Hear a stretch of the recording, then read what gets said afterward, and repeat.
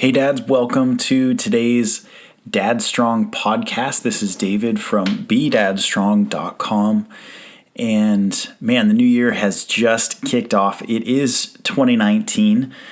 And I think this is just a phenomenal conversation to bring you in this time. We get the privilege of talking with Grant today, who is a financial expert in investments and has really taken it upon himself to find a better way to talk about finances with his kids and to give real life practical applications when it comes to money and parenting. And he's got a business around that. He helps in insurance as well as mortgage and other long-term investments. That's not really what he's not pitching anything in this. It's more of just a conversation of how do we perceive money as parents? How do we perceive money as dads? Anyways, so it's a really rich conversation, and I think it fits really well into starting a new year. Sometimes a new year brings maybe new light on situations that you've been living under for a long time. I know for us, we have been, if you guys know any of our story, over the last year, we shut down a business that was a multi-million-dollar business that was riddled with fraud when it came to our affiliates who were advertising the business. And when that came to light, I shut it all down, really in a decision to say, if the sales are coming from a bad place, I want to do the right thing. So I'm going to close it down. And I really didn't think too much in terms of what the consequences would be of closing something down that was that big. And it was really just me running it. And when I closed it down, there were so many issues financially that happened, so much pain that has come from it and is still coming from it, from vendors coming after us to lawsuits to all sorts of stuff where our financial life is completely in shambles. And I had a conversation with a credit card company recently, one of the business cards that we had, and it was brutal.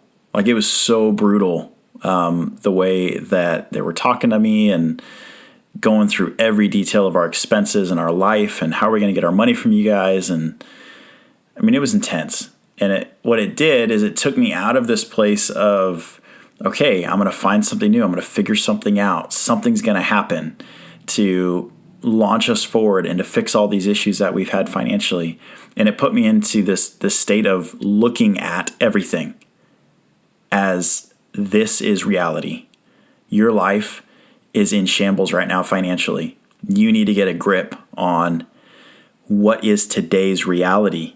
How many days left do you have financially to stay the way things are? And that put me in a bit of a funk. I was pretty frustrated after that. And it just drives me to have a different goal for this year of not to go after the huge win and make some huge bucks or something, but just stability and consistency. And to tie that all back into this conversation we're about to have with Grant, that's a lot about what he talks about is wise long-term decisions, stability, helping your kids understand that, and some tips and tricks and things that he does with his kids to help them grasp that more. So I hope you guys enjoy this and hope you guys have an awesome rest of your day. We'll talk soon. Again, this is David from dadstrong.com. Enjoy.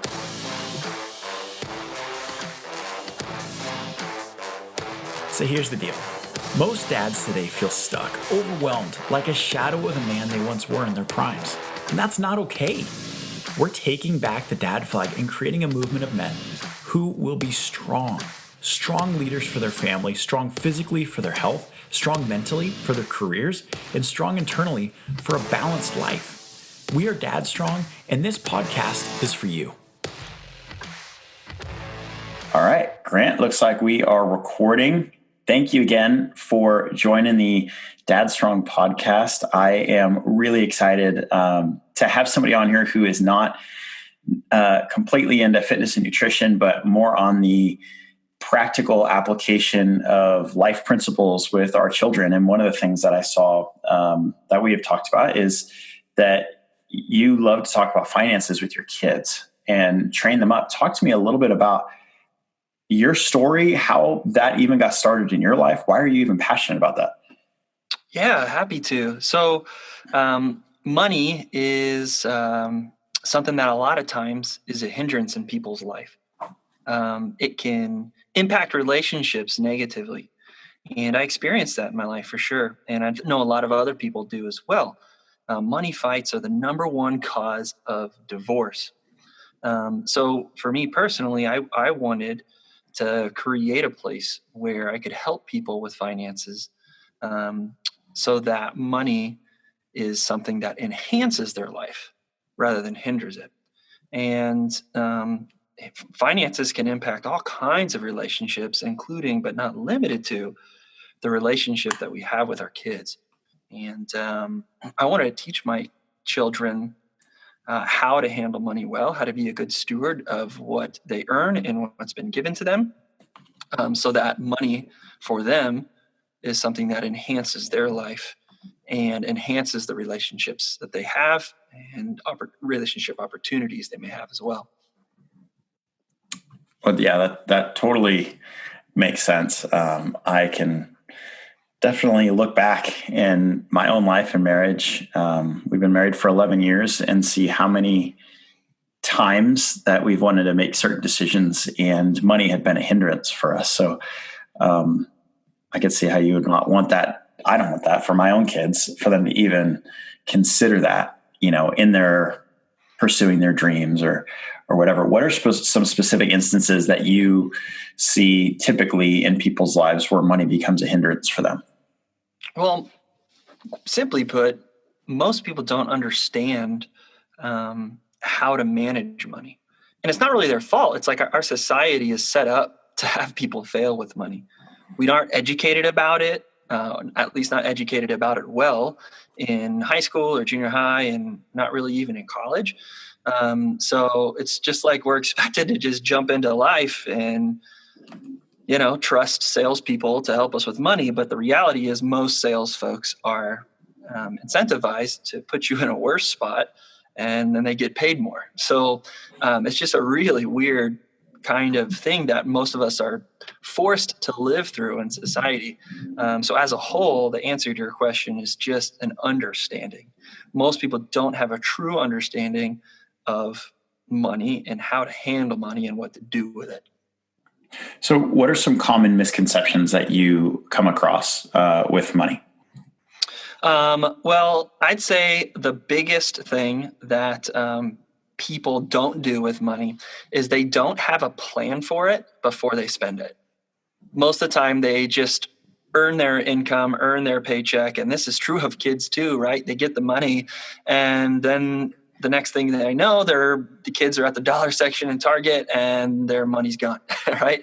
Yeah.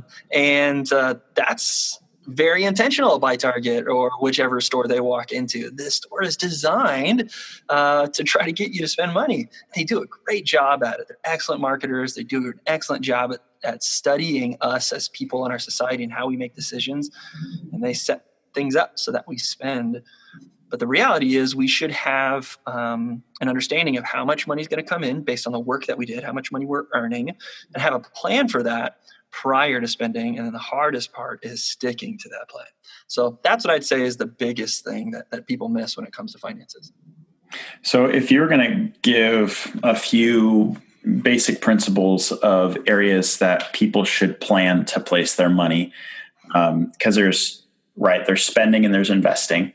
Mm-hmm. And maybe I'm sure in your mind, there is quite a bit more depth to that. That's extremely basic on the front end of things. But let's say you broke it down to a few different buckets. Let's say on a monthly basis, I have $5,000 a month that's going to come in. And I know that that's after taxes. That's what's coming. Should there be like a percentage that you follow that say, okay, 10% goes into my investments, 10% goes into my debt, 10% goes into giving, and then the other 70% I set aside for whatever? Do you break things out into percentages or buckets, or how do you do that? Yeah, I think that there should be some percentages and there should be some buckets for sure, but that's different for every person based on where they're at in their life. And to be honest with you, each person should be given that advice from a wise advisor, somebody who is diving into their finances for them and does that well. For us as dads, we want to stay in our lane. We just want to spend time with our kids and have money enhance our life. We don't want to get mired in those details and trying to figure that stuff on our own and potentially making a misstep. As a whole, though, the best answer to your question is not necessarily a percentage, but understanding that there's 3 areas you should always do with income, that you should always do anytime money's coming in. That's giving, saving, and spending. And that's the stuff that I teach my kids. That I don't get lost in with my kids about how much they're putting in give or how much they're putting in save and how much they're spending. The reality is they need to do those 3 things, and they need to do them in that order.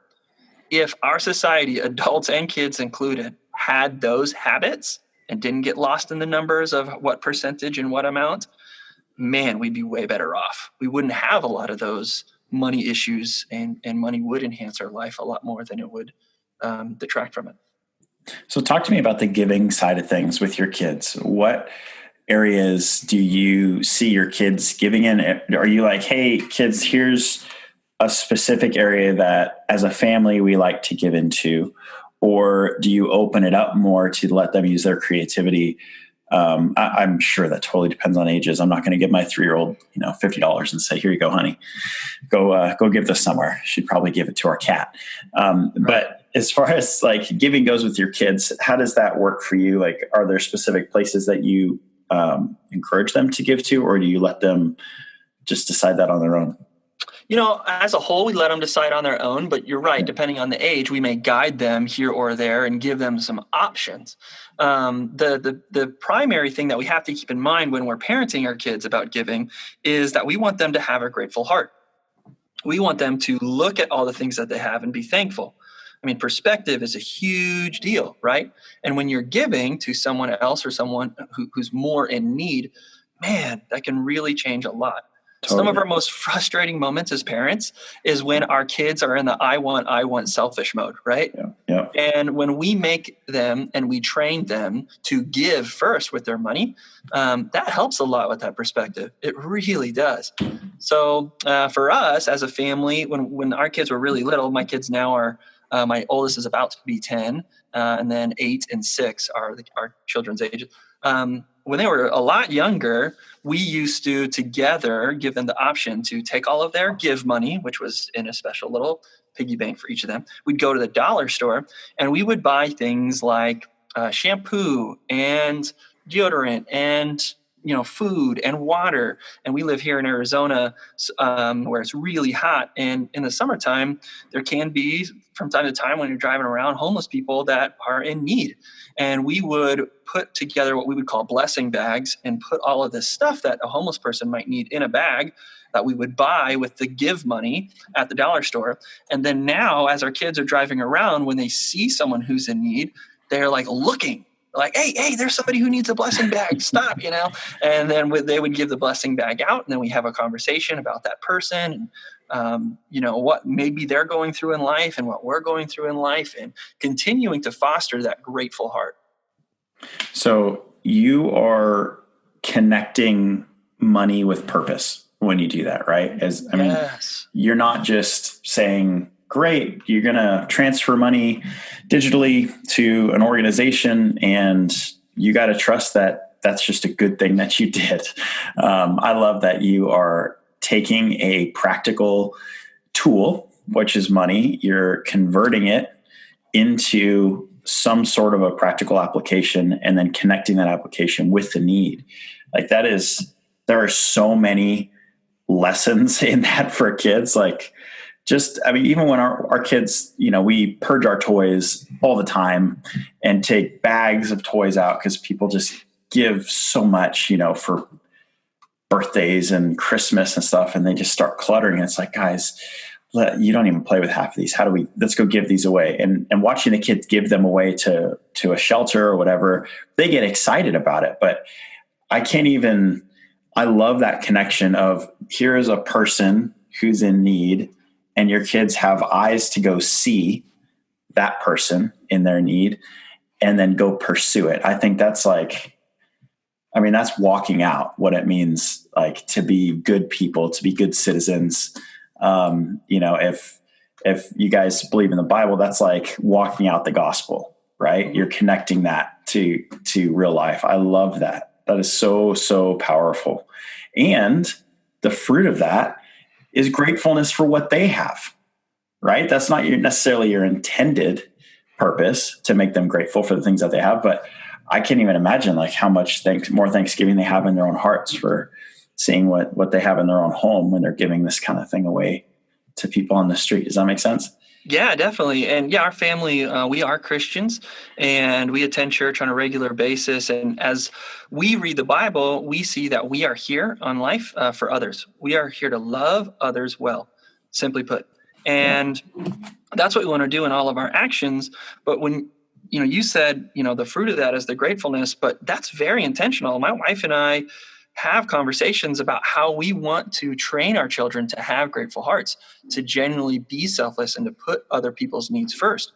And the great thing about money is you can earn a lot of money if you find needs and fill them, right? Yeah. And that's exactly what we're doing with the giving. We have money to give. Let's find a need and fill it. And that is the heart of every business is meeting people's needs. If you're not meeting a need, then the business doesn't exist, right? And we want to train our kids to constantly be thinking about that, because the best way to fill a need is to step out of your selfishness, step into the shoes of the person that you're serving, and foster that heart and almost trigger and just disposition of selflessness. So that's a huge goal as part of the giving. I think there is such a powerful lesson in this for us as dads. If we can eliminate selfishness from our own hearts, if we can lay that aside, in some ways it's put like, if you can kill that, if you can die to that, then there's life on the other side. Like so much life that you can't even imagine what kind of freedom there is once you die to trying to fill your own needs on a daily basis and be so myopic in how you see your whole environment around you is it's about me, my time, my needs, my money, my desires, my goals. And once you break out of that and you start seeing the world from another perspective of love doesn't seek its own, love's not trying to like save itself all the time. It's out there for others. And you see a few businesses doing that and they're crushing it. They're doing really, really well. But then you see a myriad of other businesses that it's all about me, all about my profits, all about, self-preservation. And you can start to see that's the beginning and the end. So I love that you're pouring that into your kids. You're sowing that seeds into them, those seeds into them right now to say, guys, the world, if you live from this perspective, that it's kind of like a giver's gain. Like you're giving you're giving to bless other people. Yes, it will come back to you. Sure. That's just how it works. But the whole purpose is to fill their need. And like, that is just so powerful. If as adults, like we can get that. And is there like a certain place that you think people should start? Because I imagine there's like 90% of the people listening to this right now don't give. Or maybe they drop $1 in the McDonald's donation thing every once in a while, or to a food bank or something like that at the grocery store. But is there a place or a way that you think adults should start to think through, what should I give to you? What's a good process for them to go through to start deciding on that? Yeah, I'd say the first thing is to do what we just talked about, which is look for needs and then try to fill them. What are needs that are in your community? Where's something that is hurting in your community? And how can maybe your finances, giving of that be helpful to that endeavor? If you're having a hard time finding those needs, there are several in almost every community, philanthropic organizations, whether it be churches, food banks, or foster care or adoptive care, all kinds of different things that you give to. But a great resource that I really like online is called Charity Navigator. So you can go to charitynavigator.org. And on that web page, there is a list of all kinds of nonprofits, and Charity Navigator looks at their finances to make sure that if you're giving money to them, it's not being all spent on like the CEO, right? It's actually going to their cause. But then also they look into the transparency. They ask some pretty tough questions to some of these nonprofits, and how do they answer them? So they give a rating. And I found some excellent organizations to partner with. My kids and I, we actually go to a Midwest food bank. We're in Arizona, but there's a Midwest food bank in Arizona location, and they are so great. Not just with their finances and their transparency, but they are all about creating a place where anybody can volunteer, no matter the age or ability level. So my family goes there often to serve and to give, and we found that through Charity Navigator. So that's a great resource.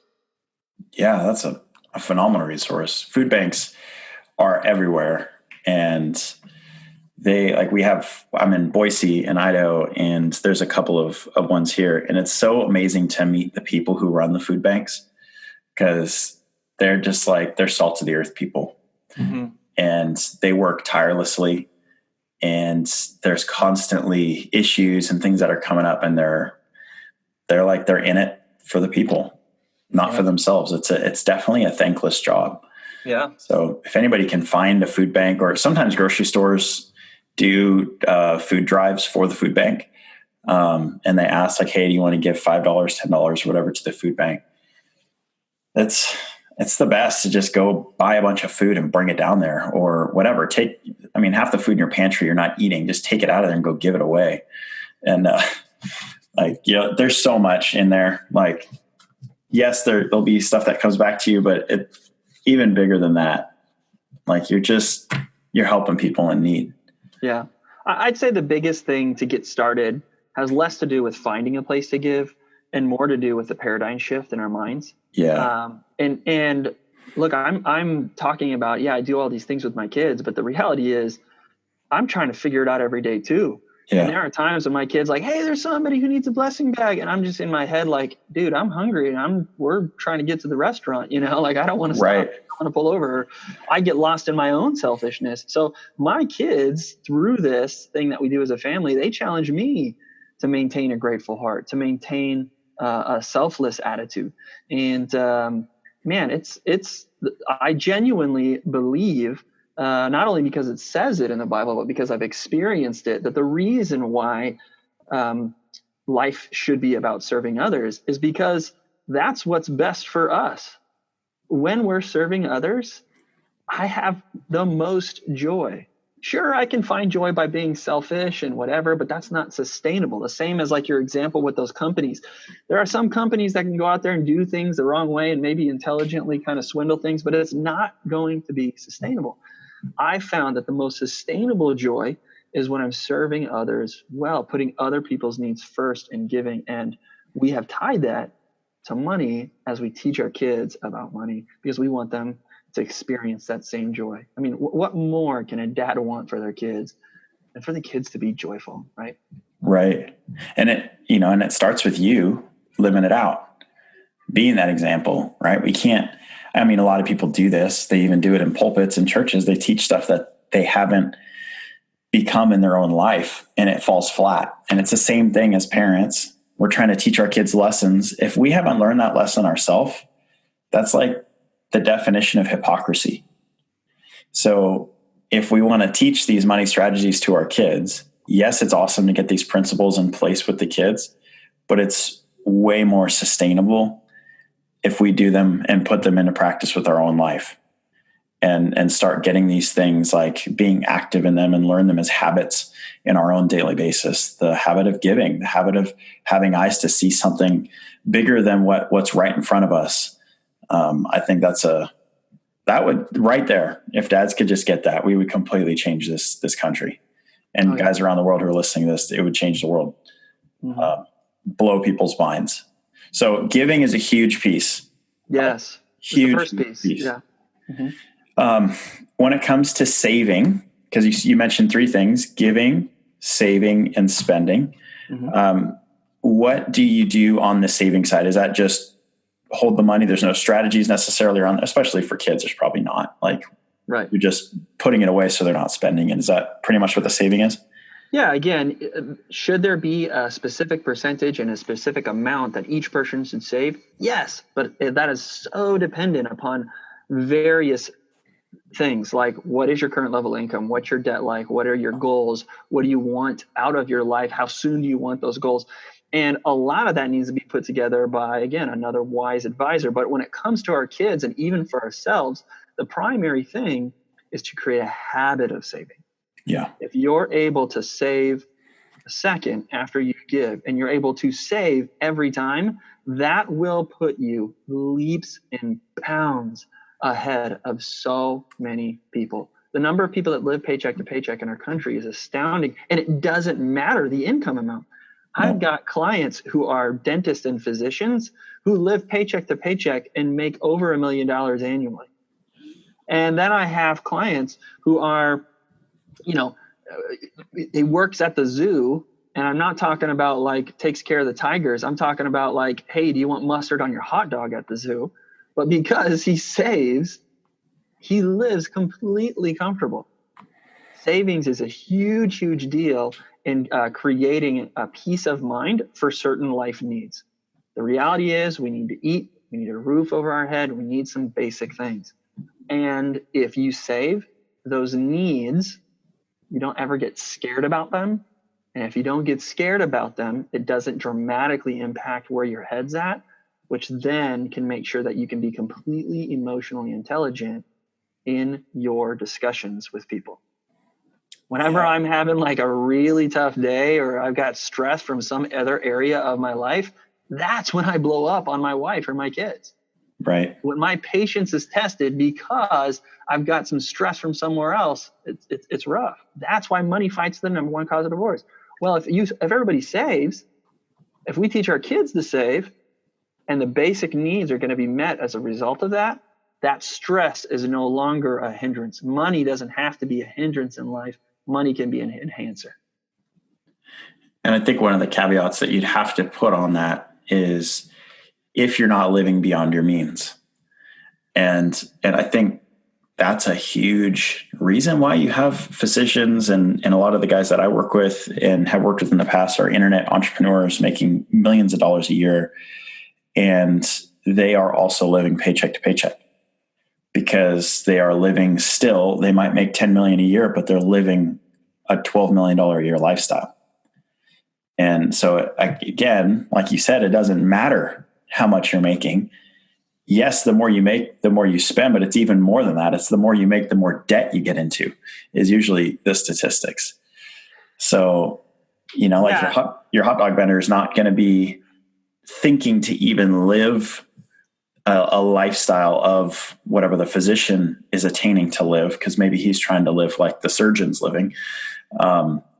But how much of this is a perspective on this is my means right now, I'm not going to live beyond it? Yeah, and this is where it kind of comes full circle, right? Because the third part is spending. And whenever we educate our children about spending, whenever we are spending as people, remember how I first started my kind of advice was have a plan for it before you spend it. And that's what helps you live within your means. That's what helps you make sure that you're going to be doing this correctly and accurately. This is what helps so that when we go into the stores and there's this shiny thing that says buy now, we're able to walk past it because we've made a plan, right? And that's a huge, huge, huge deal.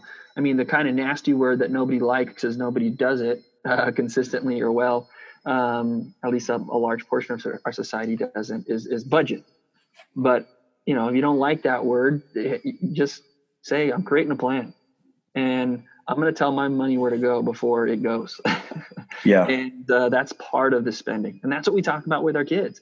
From our smallest kids, to talking about like, hey, what are some things that you want to be doing or you're going to be needing money for over the next couple of weeks or months.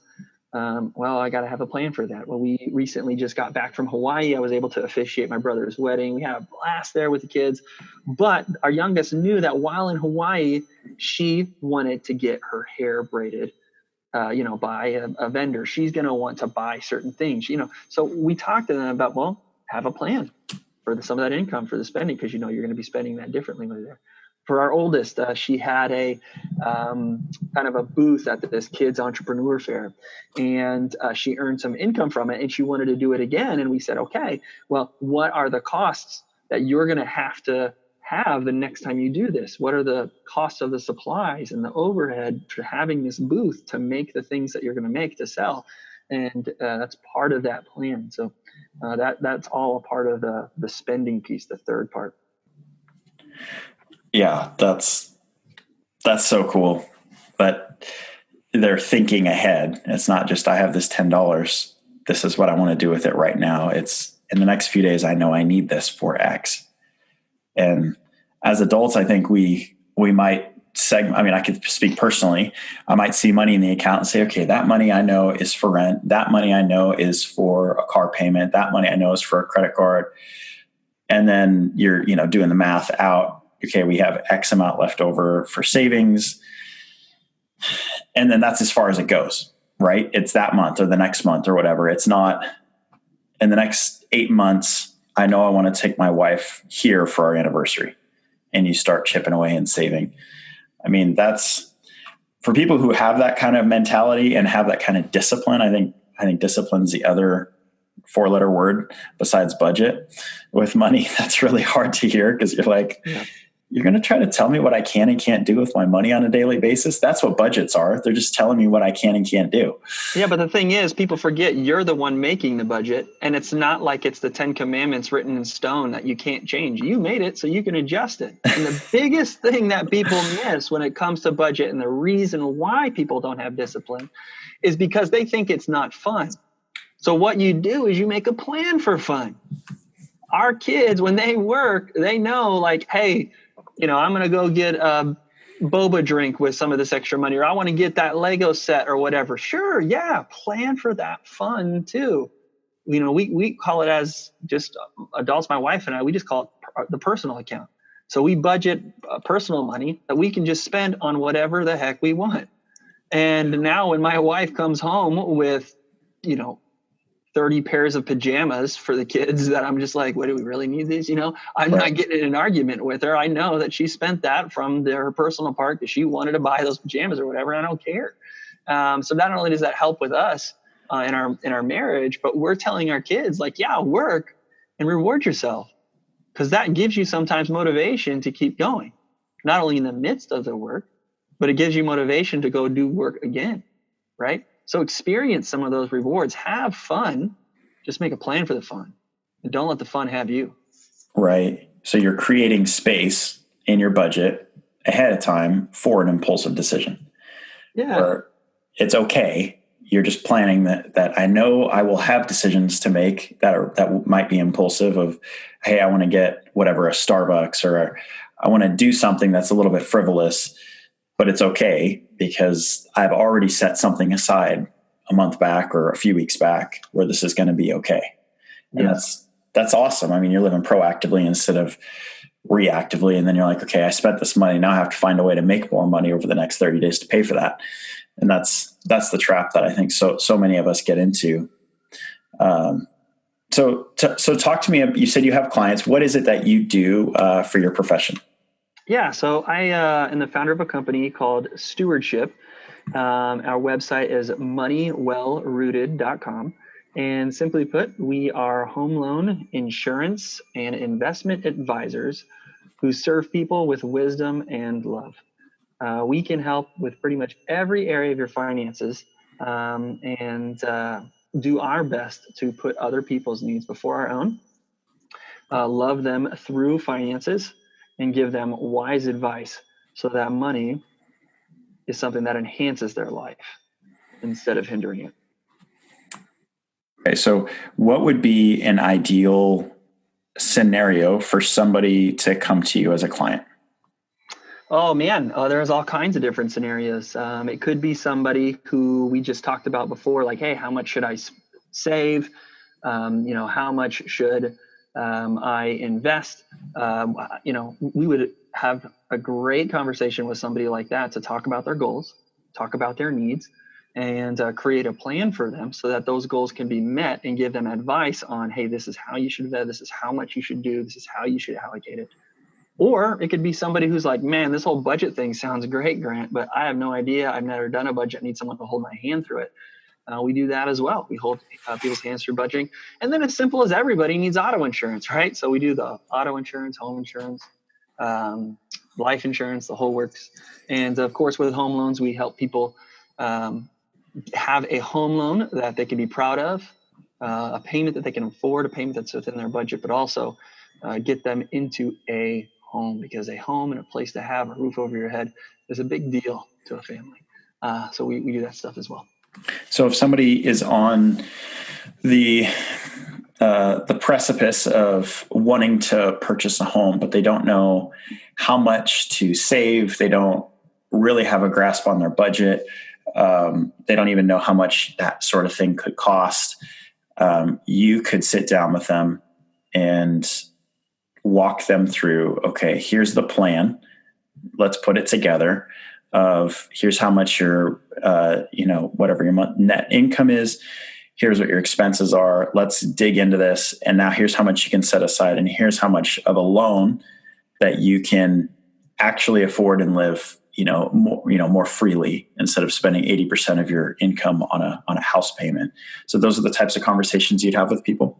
Oh yeah, for sure. So one of the biggest mistakes people make is they don't talk to the home loan advisor or the mortgage loan originator until after they've already found a home. I strongly, strongly, strongly recommend that if someday you think you'll buy a house, even if it's 5 years from now, sit and talk with a wise advisor and get educated. Get the information on what it takes to get a home loan, but not just a home loan, the best one. And what adjustments can you make to your own personal finances, whether it be saving, whether it be income, whether it be credit, to ensure you get the best possible loan when the time comes. Too often, we'll get married. I need a house, right? And you didn't have a plan, and you go into it and you're in trouble. You have kids. I need an extra bedroom, and you didn't have a plan. So if you know that eventually you want to buy a house, yes, sit with a wise home loan advisor that will talk to you about your goals, talk to you about your needs, educate you, and then give you a home buying game plan. That's awesome. I love that advice. Oh my gosh, that would eliminate so much stress in a lot of people's lives if they just thought that way. And the thing is that it's intimidating too. When it comes to buying a house, man, we're lucky if as a member of society, we know 5% of what's going to be happening confidently, right? Yeah. So we have to find somebody that we can partner with and trust that'll lead us through that and guide us through that. But more importantly, give us simple steps that we can follow to win. And that's what you would get if you met with us by having that game plan. Okay. So if somebody is listening to this and they want to go, contact you guys, get a meeting with you guys, you are the best place to get in contact with you guys is moneywellrooted.com. Correct. Yep. You can go to moneywellrooted.com, and there's several blue buttons all over the site. There's one at the top right that says schedule an appointment. And if you click on that, it'll say, hey, what do you want to talk about? And then you can choose what you want to talk about, and then you can schedule time with us. A couple other things too. We have a blog on that webpage, and there is a ton of information, including a blog that I wrote. It says, what a finance expert teaches his kids about money, and then it kind of breaks that all down. We have a YouTube channel that we are releasing at least 2 videos a week. I do a Facebook Live that we turn into a video, and then we do an edited video as well, where we educate people One of our most popular videos is the one where finance expert teaches his kids about money. So people can follow us there. And then you can follow me personally too. My Instagram handle is Grant Botma, so GrantBotma. And I pretty much do an Instagram story 5 days a week where I'm doing my best to educate and help people with money, and get several DMs every day of more topics, so you can engage with me on that. And then on Facebook as well, you can find me, Grant Botma. Awesome. One more question that I'm going to ask you, and this might be one that you feel comfortable answering or you don't feel comfortable, and that's totally fine. I'm cool with either way. What would you recommend for, we have a few people in our group, in the Dadstrong group, that are going through some really rough financial times, and they might be considering bankruptcy. And I know you're not a bankruptcy attorney, so you can't give legal advice, but what are some of the signals or indicators in somebody's financial status that you'd say, you know what, you might want to consider that option, or maybe there's a different route? Yeah, so I kind of see bankruptcy as a last case, or just the last resort type thing. And not saying that it's necessarily wrong, not saying that's necessarily right. And again, I'm not a bankruptcy attorney, so I can't give that advice. But I can tell you that it's a beautiful thing when somebody comes into your life, recognizes that you're in a situation that you can't get out of by yourself, and is able to help. And as poorly as we talk about our government, as poorly as we talk about what's going on with politics, bankruptcy can be one of those things where you realize, man, I'm in such a big hole. And because of the income, because of the current lifestyle that I have, I'm unable to get out myself. I need someone to help, and I need a reset. And that's what bankruptcy can do for some people. Yeah, that's good. That's a great perspective. I had a pretty large business last year, and had to shut it down due to some fraud issues from affiliates and affiliate networks that put us in a really, really bad spot. And I was talking to a bankruptcy attorney through that process, and it was like the scariest thing for me to make that call, to even have a free consultation with a local bankruptcy attorney. Because I'm like, man, do I disguise my voice? Do I mask my number? How do I handle this? And the way that he talked about it was in the exact tone and heart that you just talked about it. Exactly. He said, you know what? It's actually a blessing for a lot of people, and it is a reset button. And I don't know if this guy was a believer or not, but he's like, it's actually biblical to have a reset when somebody's in way, way, way over their head and they can't get out of it. It's a freedom from bondage. And if you've been at the top, you've made a ton, you'll get back up there. It's more of a mindset than anything. And I was like, man, that is so freeing to even think that way. Not that it's a route we chose or anything, but it even if it got so bad that we had to do that, I don't know. This is obviously not a podcast on bankruptcy, but I guess I want to encourage people, and I don't know what your thoughts are on this, Grant, but no matter how difficult the situation, you can always reach out and ask for help. And I would, in just this conversation with Grant, I would highly recommend, as a dad, get ahead of the thing now before it gets to that point. That's the best. And the best way to do that is to talk to somebody like Grant and have a meeting and say, you know what, I'm about to buy a home. Is this too much for us? Let me put my ego aside. Is this 6-bedroom, 7,000 square foot home too much for us?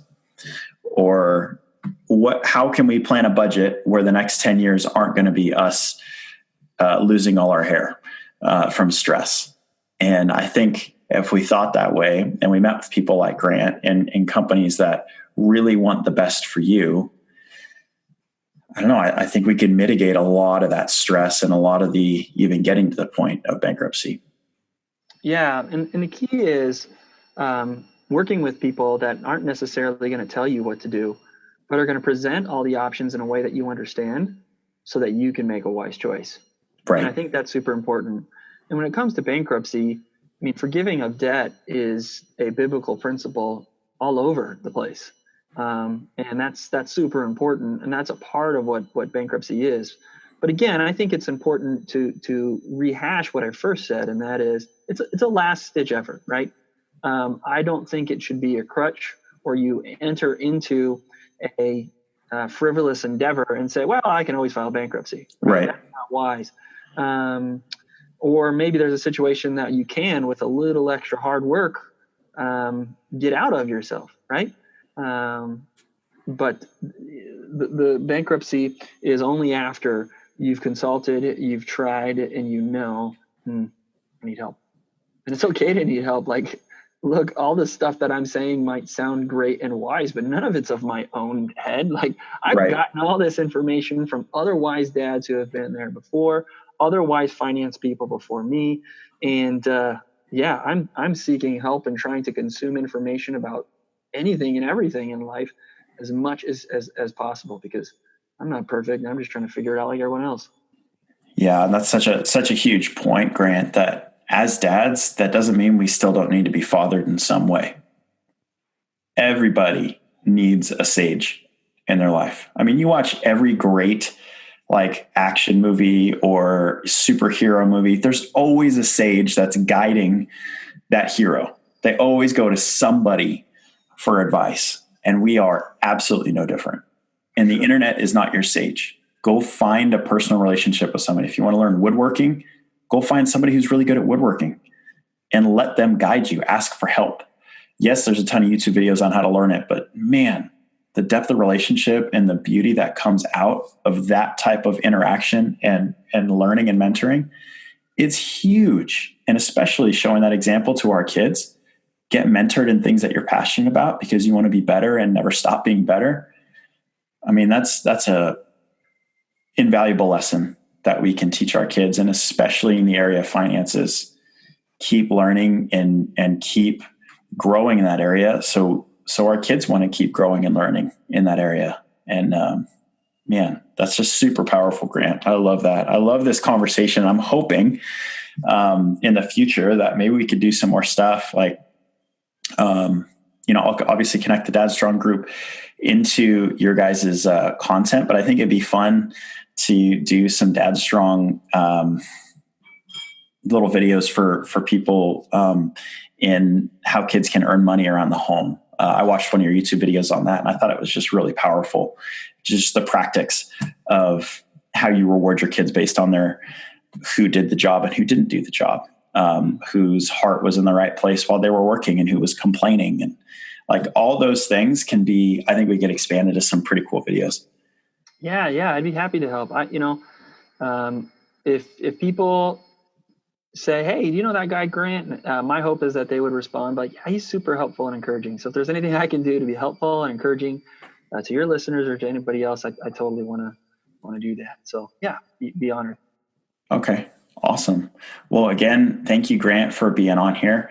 And thank you for your time. I look forward to learning more from you. And I really encourage and hope dads who are listening to this will go check out your content. Will go watch your videos, read your blog posts, especially signing up to even just have a conversation with you guys. moneywellrooted.com is the site. Again, that's moneywellrooted.com. By the way, dads, this is not a sponsored podcast.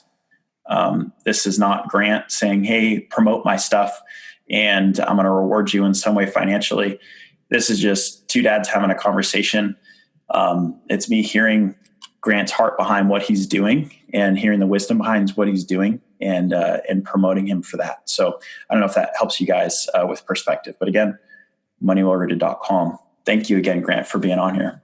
Thanks, David. I appreciate it, man. Thanks for listening to this podcast. I am so grateful you got to hear what we just went through. And if you love what you just heard, come join us over at dadstrong.com and grab yourself some swag, grab a hat, a shirt, sport the brand that is helping dads be strong for their families, changing the world one household at a time. Thanks again for listening and hope to see you over at dadstrong.com.